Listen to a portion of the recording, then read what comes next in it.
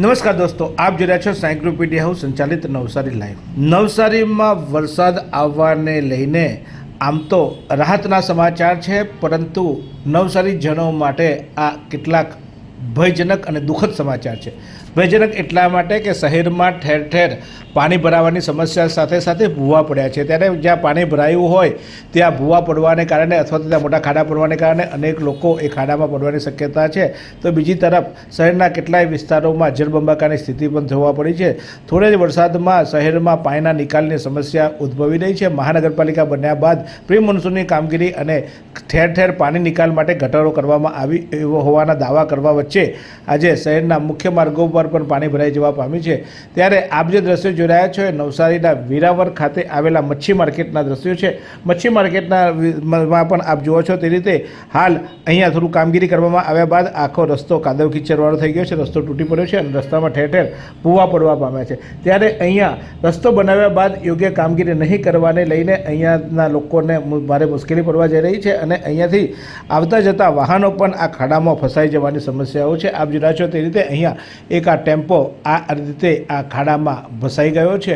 આના કારણે અનેક નુકસાનો થવાની શક્યતા છે, કારણ કે વાહનને નુકસાન થવાની શક્યતા પણ રહી છે।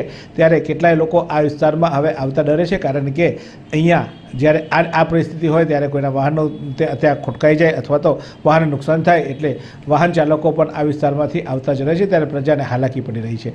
આ અંગે સ્થાનિક રહેવાસી શું કહ્યું આ મચ્છી માર્કેટ અંગે અને મચ્છી માર્કેટમાં ફેલાતી ગંદકી અંગે? જી, આપનું નામ? અમજદ મુલતાની।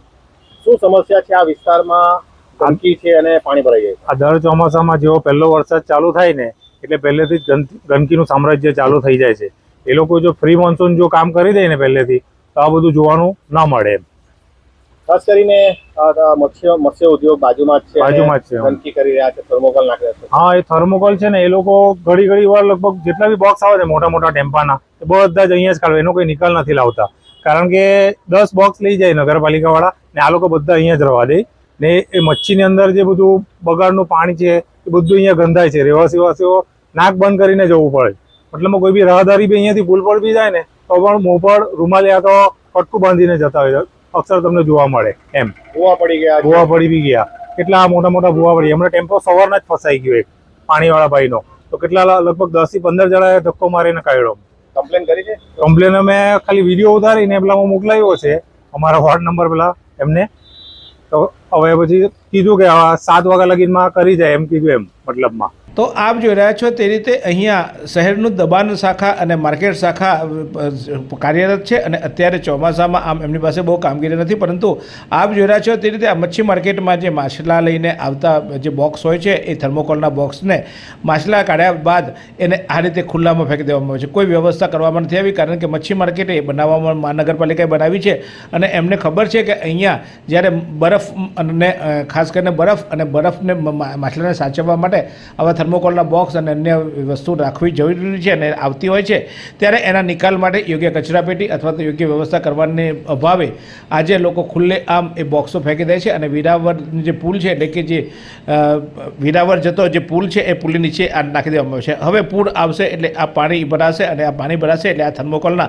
બધા બોક્સો અને એની ગંદકી તનાઈને નદીમાં અથવા તો આ બાજુના વિસ્તાર એટલે કે જે એસપી હોસ્પિટલની પાછળનો વિસ્તાર છે ત્યાંથી આ ખાડીમાં જશે અને ત્યાં બધે આ ગંદકી એટલે કે આ કચરો ફેલાશે। ત્યારે મહાનગરપાલિકા દ્વારા અહીંયા જે વેપારીઓ છે વેપારીઓ સામે કડક કાર્યવાહી થાય। આ વેપારીઓની પણ ભૂલ છે, કારણ કે આ થર્મોકોલના બોક્સો અહીંના સ્થાનિક વેપારીઓ જે અહીંયા વેપાર કરે છે એમને આજુબાજુનો વિસ્તાર જ તેઓ ગંદો રાખતા હોય અને ત્યાં આ રીતે ગંદકી પોતાની ગંદકી આવી રીતે ખુલ્લામાં ઠાલવી અન્યને પણ પરેશાન કરતા હોય છે।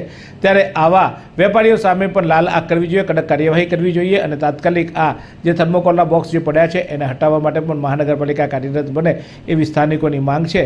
કારણ કે આ વિસ્તાર મચ્છી માર્કેટ છે, મચ્છી માર્કેટમાં આવતા જતા સ્થાનિક લોકોને આમ તો એક રીતે હેરાનગતિ થતી હોય છે, કારણ કે ઘણા લોકોને ત્યાં અહીંયા જે મચ્છી હોય છે એને કારણે કેટલીક સ્મેલ આવતી હોય છે અને દુર્ગંધને કારણે કેટલાક લોકો પરેશાન તો છે જ, પરંતુ એના બાદ આવી રીતે આ કચરો અને ગંદકી કરવાથી પણ લોકો પરેશાન છે. એક તરફ મહાનગરપાલિકા દ્વારા કામગીરી યોગ્ય કરવામાં નહીં આવવાને કારણે અહીંના રહીશો પરેશાન છે. પાછા આ મચ્છી માર્કેટમાં વેપારીઓ દ્વારા આ રીતે ગંદકી ફેલાવતા અહીંના સ્થાનિકોનું જીવન જાણે કે એકદમ દોહિત્ર બન્યું છે અને આ અહીંયા આવનારા લોકોને ભારે મુશ્કેલી વેઠવાનો વારો આવી રહ્યો છે. તો આશા રાખીએ કે મહાનગરપાલિકા આ જે 3 સમસ્યાઓ છે અહીંના સ્થાનિકોની એ 3 સમસ્યાઓમાં થોડું નિરાકરણ કરે, વેપારીઓ પર કડક કાર્યવાહી કરે કે જેને કારણે વેપારીઓ આવો ખુલ્લામાં કચરો નાખતા ખચકાય.